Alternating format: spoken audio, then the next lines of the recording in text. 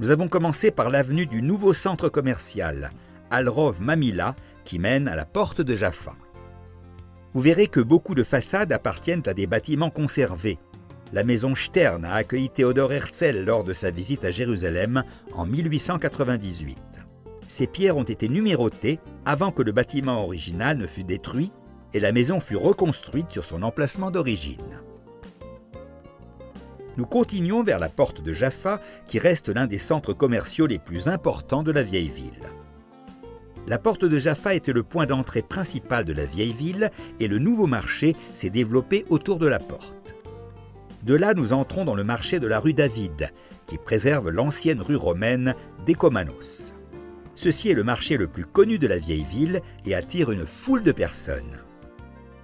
Nous sommes au point le plus haut de la région, un point d'observation sur un toit au cœur de la vieille ville. De là, nous pouvons profiter d'une vue de 360 degrés et distinguer tous les quartiers et certains des sites les plus importants. Les colonnes marquent la rue byzantine, le Cardo. Le toit de tuiles protège les piétons du soleil et de la pluie. Nous pouvons également voir les restes des pavés originaux. Le beau tableau montre la rue emplie de personnes, de chevaux et de voitures. Le plafond a été construit par les croisés. Aujourd'hui, les sections servent à un petit centre commercial. Ces 3 allées étroites sont le prolongement du Cardo divisé par les croisés. Ceci est l'un des marchés les plus fréquentés de la vieille ville, avec une grande variété de marchandises, de la céramique, des tissus, de la nourriture, des sucreries et bien plus encore. Cette atmosphère vive est la même depuis des siècles.